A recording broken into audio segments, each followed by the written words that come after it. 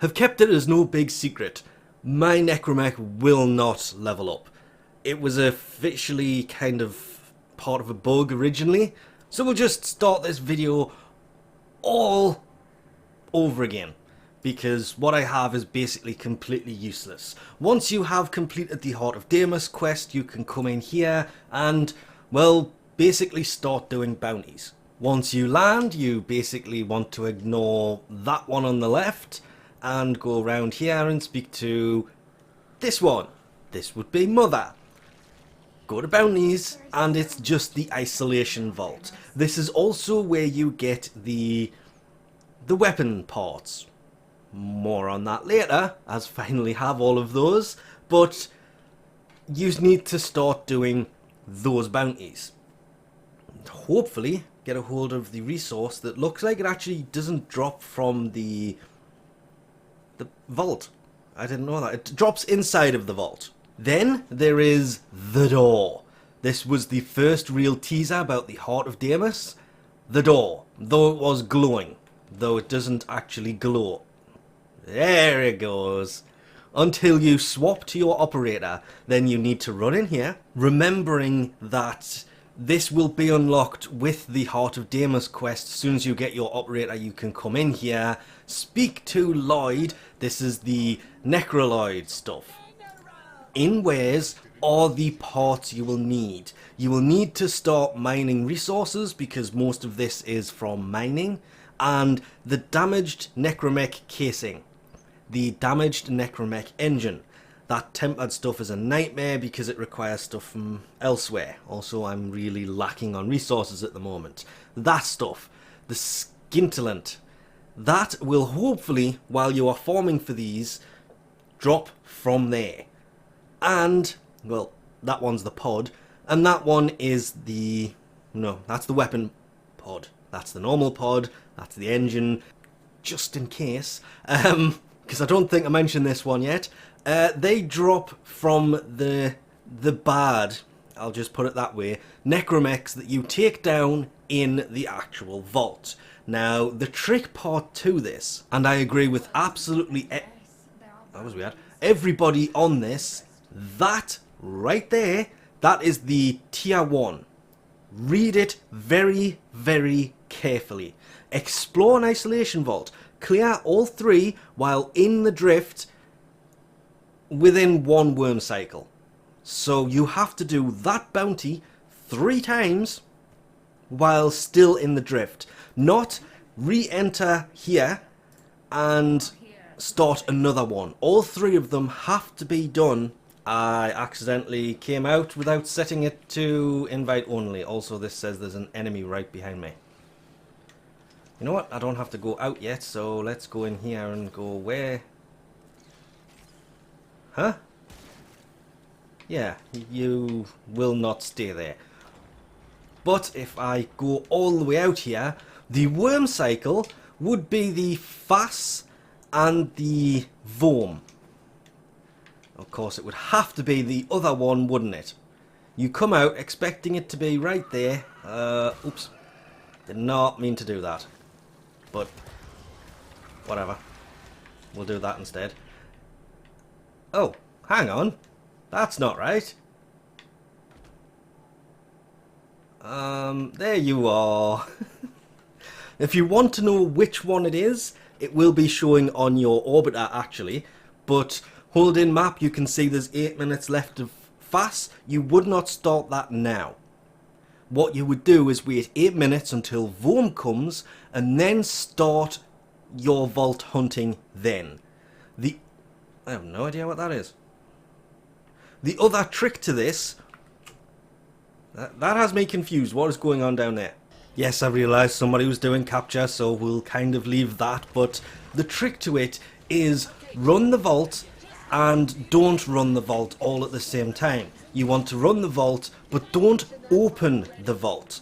Complete the mission by taking out the mechs, then leave the area. Set off the second mission, same thing. Open the vault on the third one, because as it goes, you get 1 mech for the first mission, 2 mechs for the second mission, and 3 mechs on the third mission. trying to take them on one mech at a time may be next to impossible, but if you don't open the vaults for the first two, if you don't really need to, if you need to, then if everybody else in the team wants to, go for it. But skipping the first two vaults and then opening the third one means that, well, you can just kind of redo the third vault a second time. You can get the mechs that way, but you can't get the vault by rerunning it. But you can still get the 3 mechs to turn up. That only happened once, but the weapon part, the scintillant, well, it's only the scintillant that drops from the actual vault. Everything else drops from the bounty or taking on the mechs. So unless you really badly need that scintillant or resources, you can just skip the first 2 vaults and just open the third one. It just means that you have time within the Cambion drift cycle appears under the world cycles. It also syncs up with the day and night of the planes. You will notice that it has just swapped over to Vorm, so you have an hour to run all 3 of the vaults, which is why I'm saying you can possibly run the vaults if you need the resources. It's just quicker to go take out the mech, leave, take out both the mechs, leave, then on the third one, take out all 3 mechs, then open the vault. That should take you it should take less than half an hour. And then you can reset back in the town and go back into the drift, doing the bounty, and same thing. You do the first one, take out the mech, leave. Do the second one, take out the 2 mechs, leave. Do the third one, then you can open the vault. Then you are getting 10 mechs instead of, well, really it's 12 mechs, but let's not forget the first one has 1 mech, then the second one has 2, and the third one has 3. Lots of people are asking for this to be a mission you can actually do. Tier 1, Tier 2, Tier 3 missions, because that's basically what it is, and you need the Tier 3 mission to get the parts for this thing. One key thing I would kind of remind you, don't forget to actually equip this. I did for the first 2 missions and couldn't figure out why it wouldn't launch, and then realized very quickly that I forgot that. But once you get your mech, you can equip that, and well, there's the mech.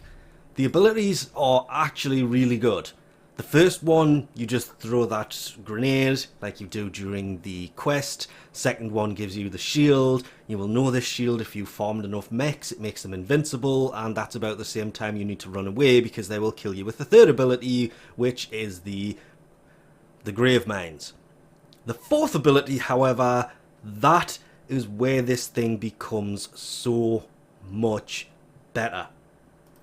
It unlocks these guns and kind of locks itself into the ground, and well, this is the million damage ability because 100% crit chance, 5.4 times multiplier, 5.4 times 213,000 is, I'll let you do the math, it's over 1 million. It's a lot of damage. Just over 1 million. It can go more, but as I mentioned, had this thing for a week now, and it's still stuck at rank 15. Took me forever to get it over rank 10. Now it's rank 15. I have so many different screenshots of getting it to rank 26 was the highest I got it in one mission. But yeah, I've pretty much given up on this guy for now, which sucks because the mech looks amazing. More importantly, it will use any arc gun you have, and I mean any. That it has been gravamagged.